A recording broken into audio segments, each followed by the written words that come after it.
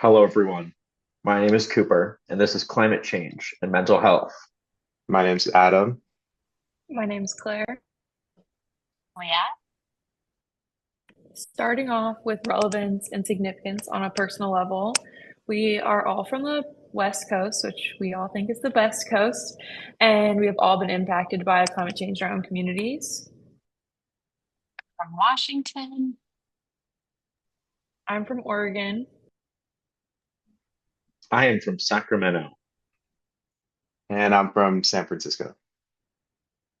So, for relevance and significance on a personal level, we all share a love for the nature around us. And as it is being burnt, flooded, and so on, we can feel the impact in our lives currently and for the future. So, we all included some pictures, and I included some pictures of where I grew up, which is in Northern California. And then I added some pictures from last year. I went to Alaska to visit my family. And then I also went skiing with my dad over break and did some cool hikes here in Washington. This is my mother and I doing the tree pose, and a couple pictures from a hike at Mount Rainier. Of my pictures there from my work as an outdoor leader. So I spend a lot of time out.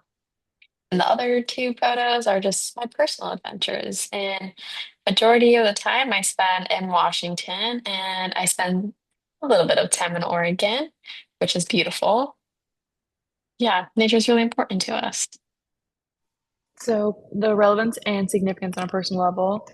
In 2020, Oregon got hit by a lot of wildfires, and that caused like the air quality to be really poor and lots of evacuation warnings. And this was around where I'm from, and so our like my county got put on a list where people could come and evacuate to with their like animals and like have a spot for them to be like held.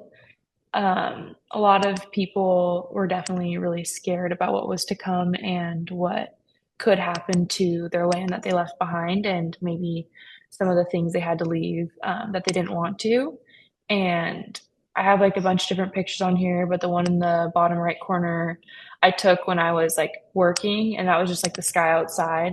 It was like 3 p.m. and instead of being like you could see the sun, like you couldn't see it at all, and it was pink and purple as you can see in the picture. And I don't know, that just kind of was like frightening to see and experience on a personal level. Globally, um, we see climate change continuing to impact the community around us, especially with mental health, which is the focus of this presentation. The World Health Organization states that climate change poses serious risks to mental health and well-being. A lot of the mental health diagnosis that people are getting because of climate change and the effect that's having on them personally is increased anxiety, depression, grief, and suicidal behavior. Um, the WHO member states that it's very clear that mental health is a priority to them, which is really good to see because we've been able to see that in our own personal lives, and for like the World Health Organization to recognize that is really important. And they also mentioned how social determinants of health, in junction with climate change, increases the gap in mental health status when you don't have access to the means to get the care that you need. This only undermines you more, even as you're living in places that maybe are at higher risk of impact of the climate change that we are seeing. And some recent major events that have been happening regarding climate change within the scope of the United States is that the United States withdrew from the Paris Climate Agreement in 2020, and then they rejoined in 2021, and again withdrew in 2025. And what the Paris Climate Agreement is, it's a global treaty adopted in 2015, where nearly 200 countries committed to limiting global warming to well below 2 degrees Celsius, above pre-industrial levels by reducing greenhouse gas emissions and enhancing climate resilience. And this is important because increased heat is linked to higher aggression, violent suicides, and psychological distress, with heat waves contributing to anxiety, depression, and cognitive decline. Additionally, events like floods, hurricanes, and wildfires increase PTSD, depression, and adjustment disorders, especially in vulnerable populations.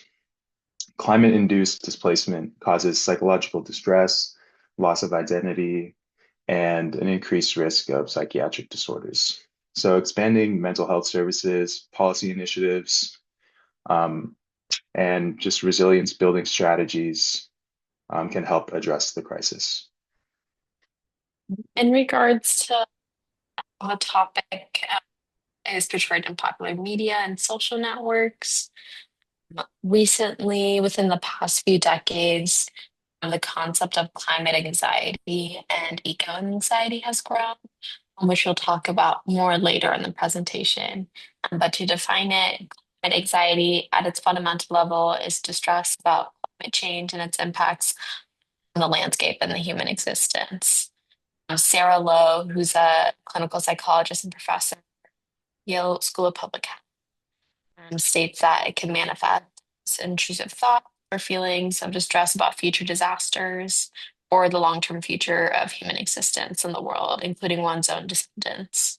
There's this physiological component that would include like heart racing and shortness of breath and behavioral components.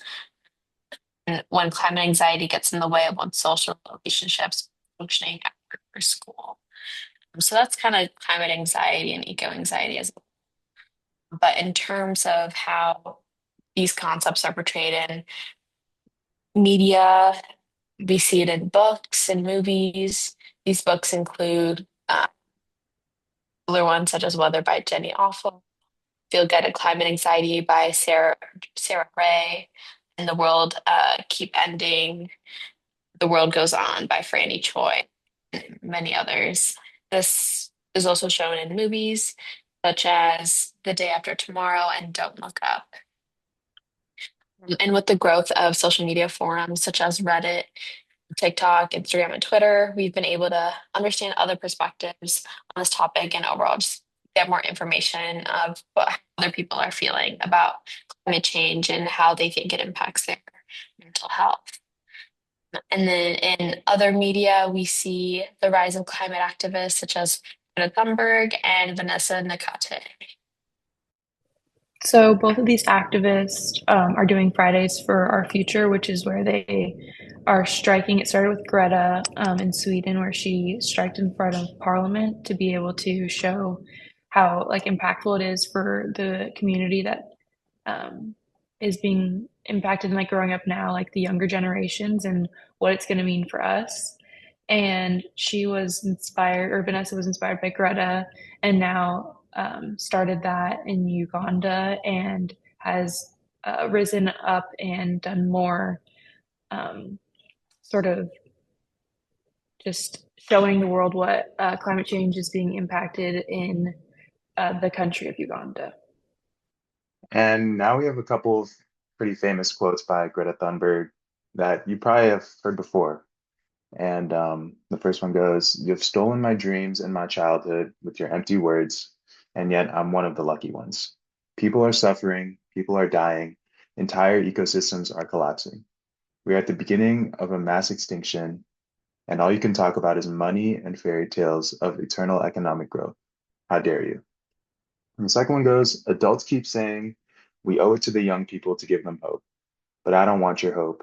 I don't want you to be hopeful. I want you to panic. I want you to feel the fear I feel every day.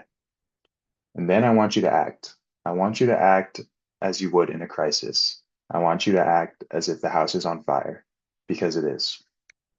Continuing on, we also see climate change discussed in different songs by different artists like Little Dicky, Childish Gambino, Billie Eilish, and Phineas. The songs are Earth and Feels Like Summer and Overheated.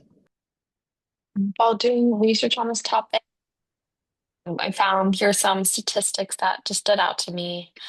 One all the way to the right, Yale University researchers found that in America, 9% report feeling down, depressed, or hopeless at least several days out of the last 2 weeks because of global warming. 12% say they struggle to stop themselves from consuming bad news about global warming, and 8% say that they would be interested in seeking counseling to discuss feelings about global warming. From that, it's clear that Americans are growing increasingly anxious about the state of our planet, and they do want to do something about it. Some other key this research was that for young people, anxiety, the anxiety of climate change was linked to symptoms of depression, and specifically for those who are not engaged in group activities to address global warming, which wasn't on here, but was also in the article. The two other statistics that show that Hispanics and Latinos and younger generation of adults among the groups that are most likely to experience potential serious levels of anxiety, depression, and psychological distress, mainly due to their concerns about climate change. This is from a study conducted at the Yale Program on Climate Change Communications, aiming to understand the prevalence of climate change and its psychological distress of American adults. The study that I wanted to focus on is titled Climate Anxiety, Well-Being, and Pro-Environmental Action, how it correlates to the negative emotion response to change. And this was measured not only in America, but in 32 other countries, 31 other countries. The findings were that environmental information through the media leads to increased negative emotions. And then majority of participants reported strong negative emotions and emotional responses to climate change. And then when comparing it to different countries, they noticed that they had different emotional responses. And in the article, there's a quote that I wanted to pull out. Information about climate change appears to be more an important predictor of climate anxiety than information about climate change solutions. For me, it's just hearing the information and hearing about climate change and how it impacts really takes a toll on our anxiety levels rather than hearing the climate change solutions, which makes sense. And then climate change is in correlation to the nature of information, not the volume of media exposure, which I found to be an interesting finding. Looking globally, starting with Sweden, which is where Greta Thunberg is from, Sweden has big long-term goals of being at a net zero greenhouse gas emission by 2045 at the latest. And they have lots of different government climate policies that are in place to try and slow down like the pollution that their country is causing. And we're seeing that this mental health toll because of this climate disaster that they're in is that about half of the Swedish population feels a strong climate worry. And an interesting perspective that I found in an article was that it can actually be constructive and make people act, which I thought was interesting that they would like say that. However, like the other side of the picture was that for some, the worrying becomes overwhelming and paralyzing, which I feel like is definitely what Leah was talking about in her study. Um, and overall, it can be challenging to know your role versus the political level, what they're responsible for. And because of that, it can contribute to a mental hardship of taking on too much personal responsibility for things that are out of your control. As for another country, Uganda, they also are signed on the Paris Climate Agreement and are also committed to reducing their greenhouse gas emissions. They have big plans of development of the National Adaptation Plan to strengthen the resilience on to climate change impacts by mainstreaming adaptation into policies and programs at different levels.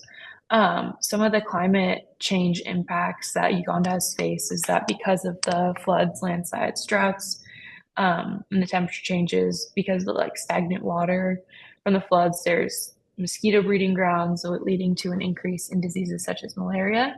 Additionally, from the stagnant water, there's been an increase in typhoid and cholera.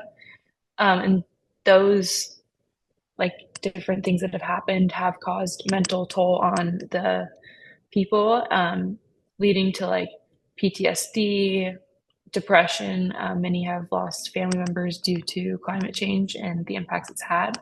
Lots of stress, low mood, and you're just continuing to see like a negative impact on mental health because of this.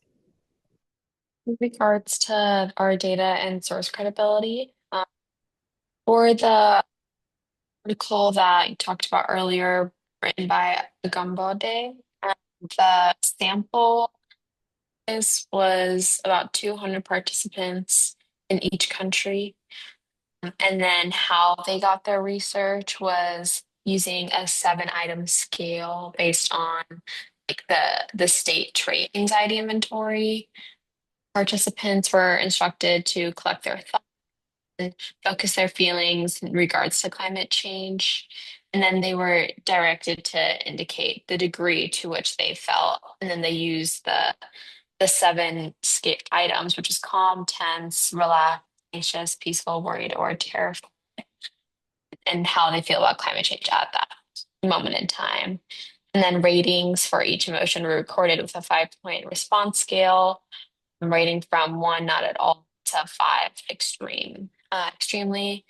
And then in regards to looking at general information and how we found these the sources, and we made sure to use reputable sources such as the WHO, conservation.org, rockefellerfoundation.org, and UNDRR, as well as looking at PubMed for any Vouster for other studies that were done.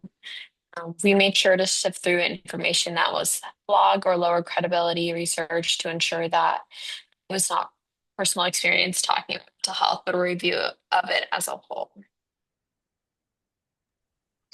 So climate change's implications on patient care include its impacts on our resources. Climate change is already impacting our daily necessities such as water, fresh air, food, and housing.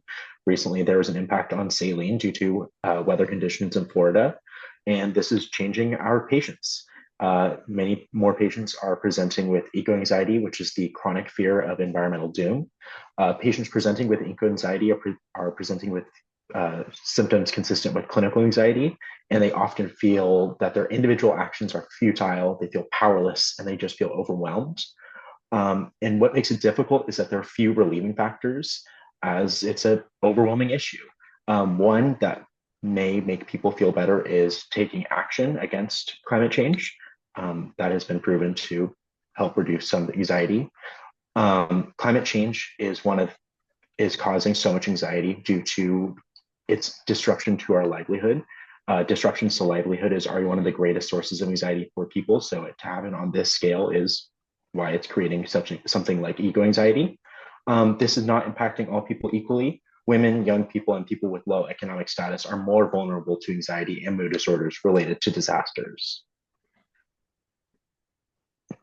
But there are many nurses advocating for more green changes in practice. The health sector might have one of the highest footprints linked to energy and material consumption.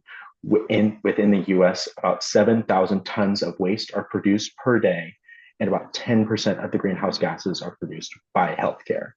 COVID changed many hospital policies, with them becoming less sustainable, and altered many healthcare workers on how they perceive, with how they perceive how wasteful healthcare can be. It has been found that nursing education is the key to achieving environmentally sustainable healthcare practice, and it is important that we teach people how to live healthful lives and suggesting how we can respect our planet and combat climate change.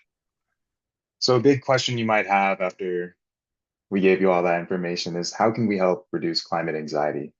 And really the first step is just awareness and open discussion. Climate change is not just an environmental issue, but it's a deeply personal and psychological one that affects our well-being and daily lives.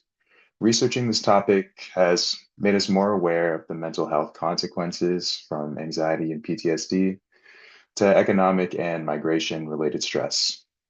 Personal experiences such as wildfires, poor air quality, and community displacement highlight the real-life impact of climate change on mental health. It's crucial to acknowledge both the individual and collective responsibility in addressing climate change and mental health challenges. And to conclude our presentation, just got a few main points. Climate change has far-reaching effects on mental health, influencing stress levels, emotional well-being, and societal stability. Immediate action is needed to mitigate climate change and expand mental health support, especially in vulnerable communities. Government and global organizations need to work together to implement policies that address both environmental and psychological resilience.